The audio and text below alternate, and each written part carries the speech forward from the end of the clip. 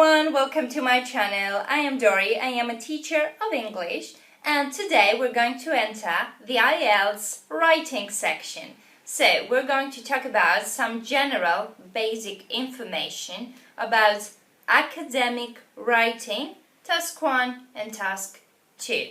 Okay, so first off, in academic writing task 1, you're going to be given either a graph or a diagram or a pie chart or even a table that shows mainly statistic information about a certain topic. Mainly what you need to do is to summarize the most important information you're given in the diagram by reading it very carefully.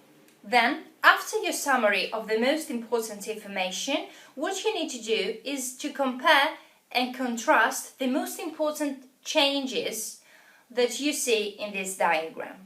The whole writing section lasts for 1 hour, so for academic writing task 1 you should spend about 20 minutes in order to complete it, and you need to write approximately 150 words. You can write more than that, but not less, okay? Academic writing task 1 takes the 1/3 of the marks that you're going to get for the complete writing section, for the whole writing section. The other 2/3 go to academic writing task 2. Now, in task 2, you need to write at about 250 words, not less, at about 40 minutes. You will be given a topic to write about and discuss your own opinion. Here, you don't need to describe anything else, you just need to form your own personal opinion about a general topic that could be anything. Mainly, in each and every paragraph of the main body of your essay, you give your reason that supports your statement, then you analyze it a little bit, and always you give examples and facts in order to justify your opinion. Okay? Now, in academic writing, both task 1 and task 2, the language you should use is formal. I'm sure you've heard this a lot of times, but what does it mean in practice? To begin with, when you write a formal essay, contractions such as don't, isn't, won't, gonna, wanna, all these things, etc., etc., etc., are out of the question. You cannot use them. You should use instead is not, do not, will not, going to, want to, etc. Okay?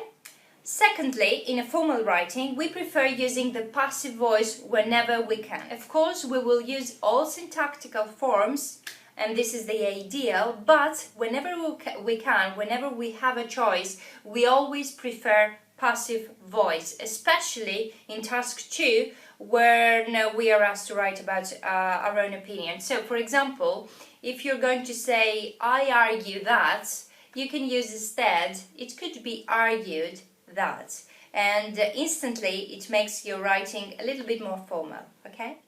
In both tasks, you should be very careful of your spelling. Spelling, the correct spelling is absolutely vital and very important. Don't think that minor spelling mistakes don't count very much. They do. They give a great importance on that. So please be careful of your spelling, because you're going to lose points for these mistakes, especially if they are repetitive. So on the day of the exam, if you're not sure how to spell a word, just use another one, okay? And of course, if you know where you tend to make more mistakes in terms of spelling, work out your weaknesses on that. Okay, now be careful. This is a basic rule for both tasks. Whenever you form an idea or state an opinion, make sure that you elaborate a little bit on this idea with analysis and examples.